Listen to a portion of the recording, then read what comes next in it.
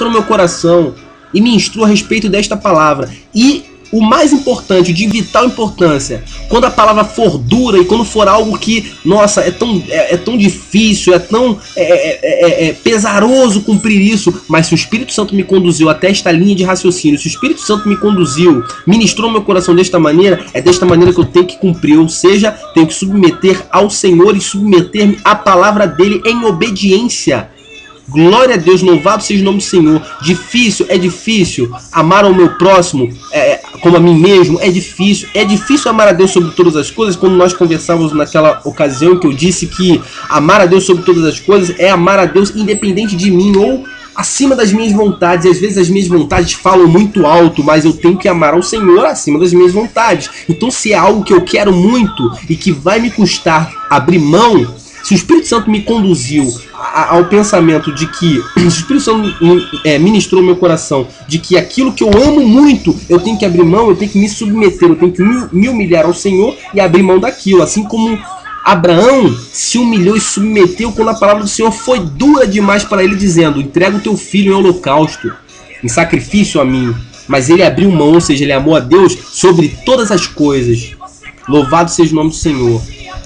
Necessidades não tão básicas são aquelas também que, além da fome, né, no nosso corpo físico, necessidades não tão básicas são aquelas necessidades, né, falando ali do corpo físico, né, o homem, a mulher, né, eles habitam, eles são uma alma vivente, possuem um espírito e habitam num corpo físico. Louvado seja o nome do Senhor.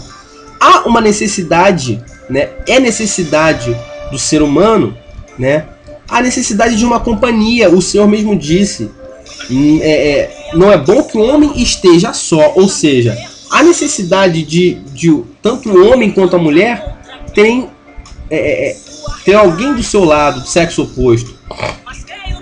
Há essa necessidade.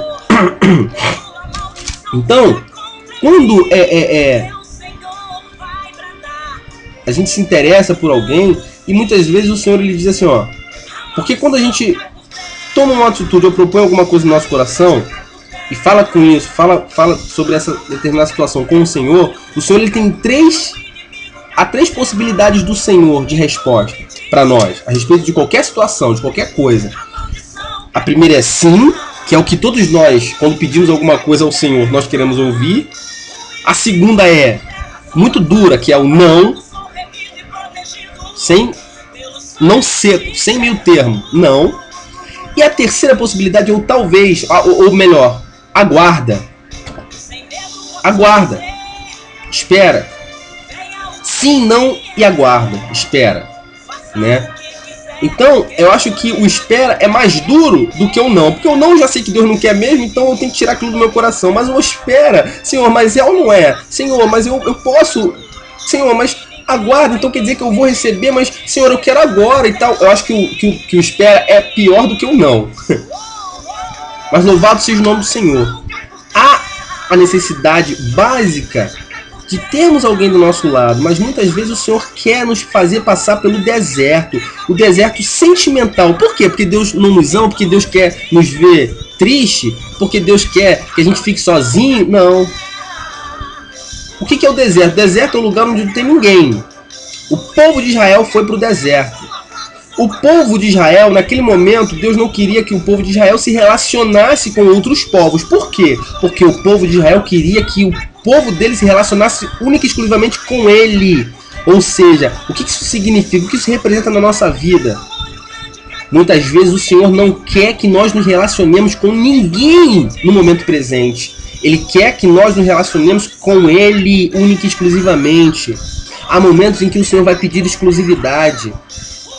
Por que Deus não fez ao mesmo tempo Adão e Eva? Porque Deus queria se relacionar primeiro um pouquinho sozinho com Adão, até que Deus viu a necessidade de Adão possuir Eva, de Adão se relacionar com Eva, e Deus concedeu, e Deus, né, permitiu que Adão se relacionasse com outra pessoa além de Deus, além dele próprio, né? Então, muitas vezes, né, Deus diz assim para nós, pra gente: aguarda.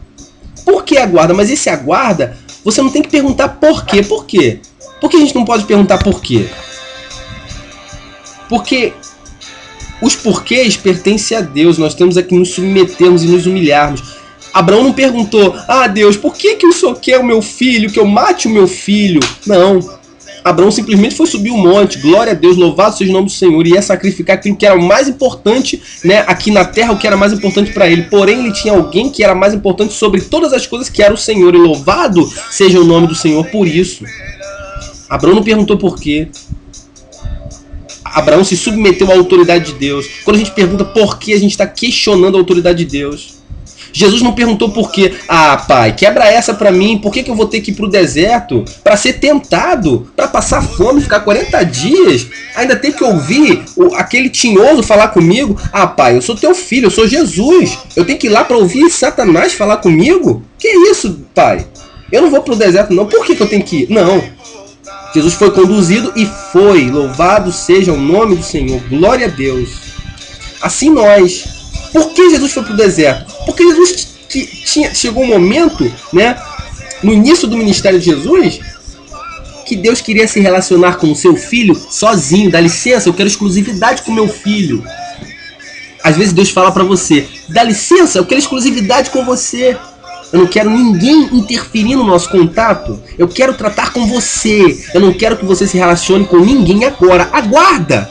Se relacione comigo. Deleita-te em mim.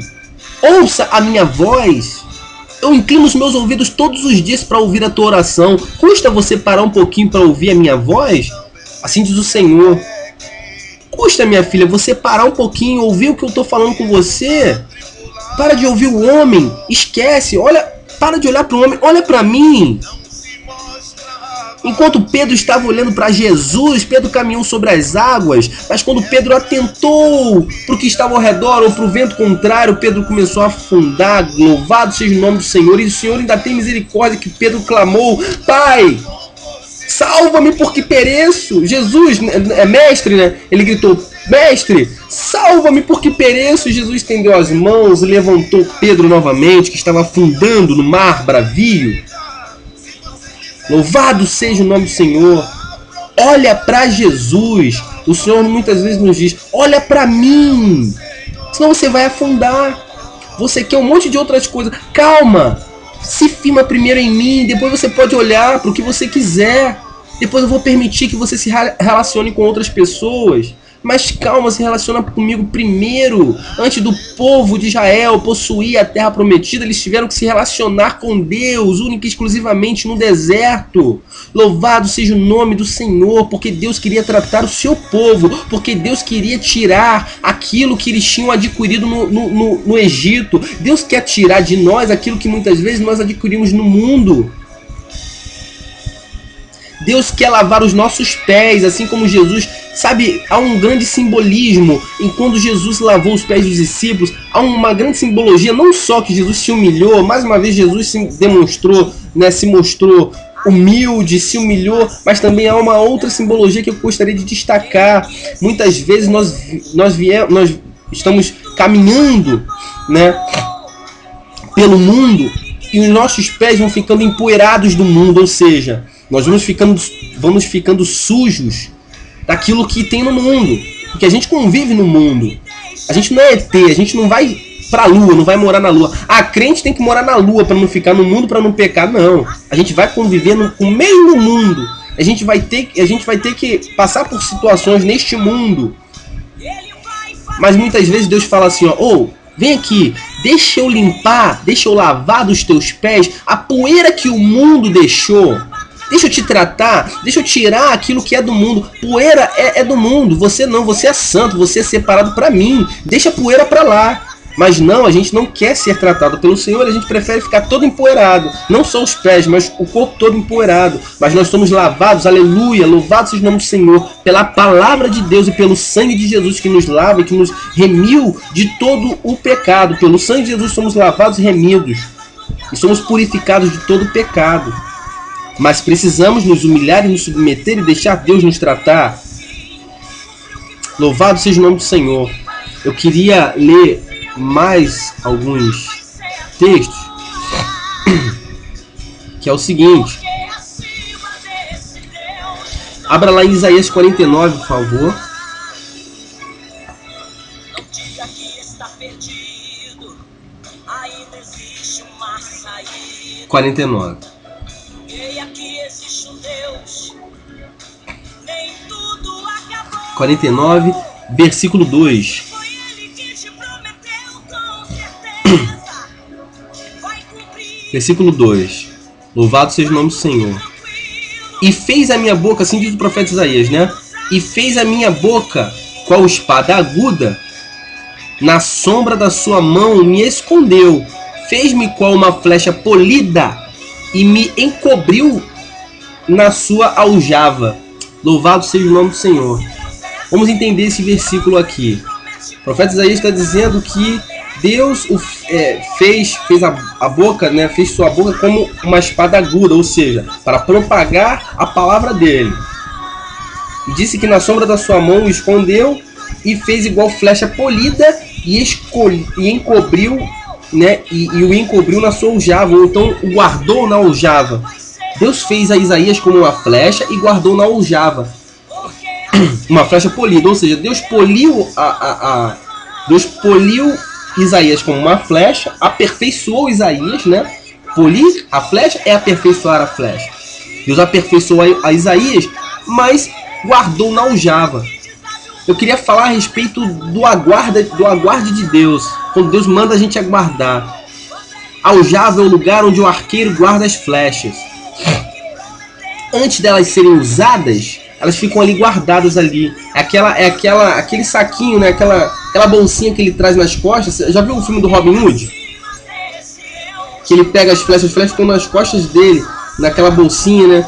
E ele pega assim e usa. Mas antes de elas serem usadas, elas ficam ali dentro daquela bolsinha, que é chamada de aljava. O meu pastor pregou sobre isso e eu gostaria de falar sobre o que significa estar na aljava de Deus.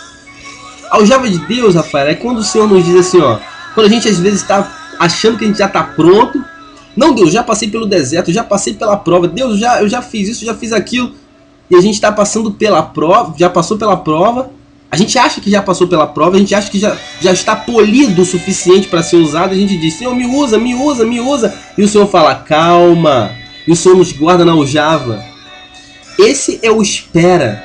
Muitas vezes a gente acha que já está pronto para ir para a guerra, para atingir o alvo que o Senhor quer que nós venhamos a atingir. Mas aí é que entra a palavra, uma palavra curiosa que tem a ver com alvo, que todo crente conhece, que é pecado. O que é pecado? Pecado significa errar o alvo. Muitas vezes nós somos flechas, nós nos enxergamos como flechas polidas, prontas para sermos usadas. Mas Deus nos guarda na aljava dele. Deus manda a gente esperar. Deus nos manda aguardar, esperar. Calma, vai chegar a hora de eu te usar, mas não é agora. É na minha hora, é na minha vontade. A flecha, quando ela é usada, é motivo, vamos colocar assim, a flecha é um objeto inanimado. Mas nós, se nós formos nos comparar como flecha, o que significa para nós sermos usados para a obra do Senhor, ou sermos usados para atingir o alvo, né, que o Senhor deseja? O que significa isso? É ser exaltado. Porque é motivo de alegria, de exaltação ser usado na obra do Senhor. Mas Deus nos diz, calma, se eu te lançar agora, você vai pecar. Ou seja, se eu te lançar agora, você vai errar o alvo. Ainda tem coisas que eu preciso tratar com você. Interessante é que quando nós lemos lá em 1 Pedro, capítulo 5, versículo 6, que diz assim, humilhai-vos, pois, debaixo da potente mão do Senhor, da potente mão de Deus, para que a seu tempo vos exalte. Ou seja, o Senhor ele tem exaltação para cada um de nós no tempo dele. Precisamos saber esperar. Esperar o tempo do Senhor também é se humilhar ao Senhor, porque eu vejo que eu já estou pronto. Eu acho, né, no meu entendimento, na minha visão limitada, eu acho que eu já estou pronto. Eu tenho a opção de ir, mas o Senhor me diz, aguarda. O que eu vou fazer? Eu vou seguir a minha opção, eu vou seguir a minha vontade, ou eu vou me humilhar e me submeter à vontade do Senhor e vou aguardar?